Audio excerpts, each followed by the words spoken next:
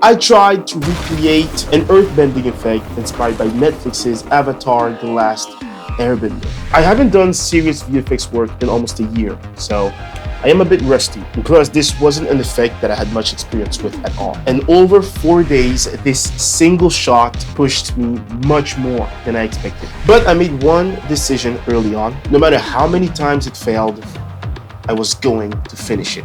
So I started by shooting the footage. It's just a locked off shot on a tripod, no camera movements. I brought the footage into F-Spy and matched the camera angle. Once that was done, I imported everything into Blend. The first step was recreating the ground. I rebuilt the geometry manually, then I extracted the frame from the footage and used it as a texture, so the digital ground blended naturally with the real one. That was my first attempt. I fractured the ground using cell fracture. I even used annotations to draw where I wanted the cracks to appear. It did not work. So I started over.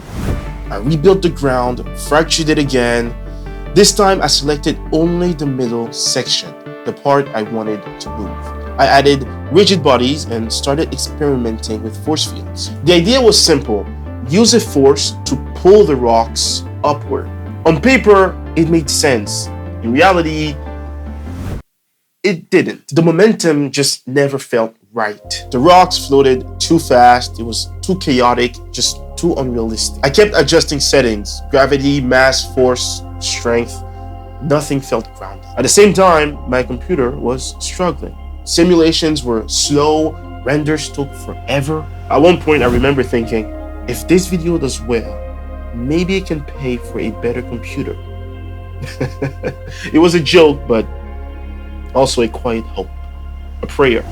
I started again. New project, same process. This time, I created a crater beneath the fractured ground, so when the rocks lifted, you could see what was underneath. It was better, but still not right. So I tried adding smoke. Spoiler alert, that didn't work either. So I restarted again.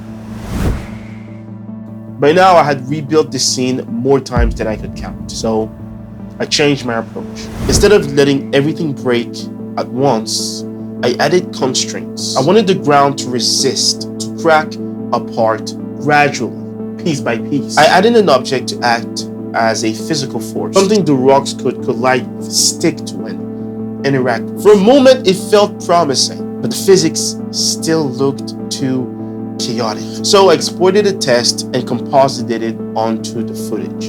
And it looked bad. So I tried again. This time I used an add-on called RGB Lab. The simulations improved. The rock behavior felt more controlled, but I was still missing something. I ran simulation after simulation, waited, tweaked, waited again.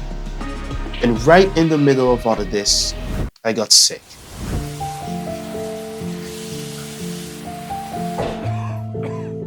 I wasn't even working at my desk anymore. I was in bed, laptop on my knees, tissues everywhere. That's when the doubt really showed up. Why was this so hard?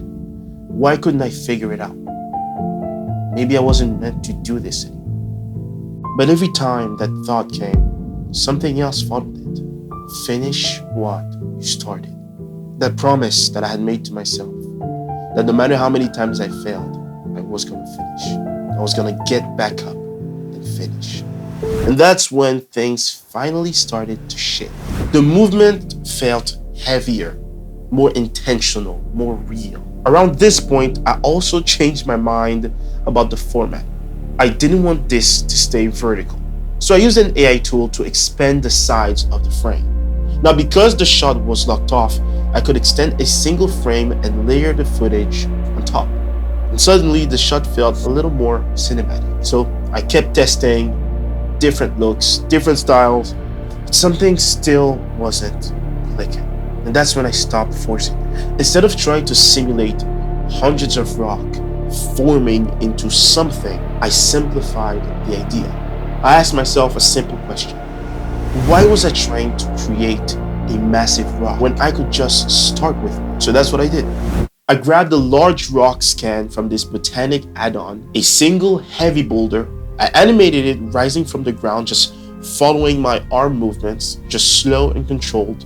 And then I rebuilt everything around it. I fractured the ground again, but only where it needed to break. And I selected specific pieces to interact with the boulder. Now, I tried to simulate smoke, but it didn't work. So I let it go.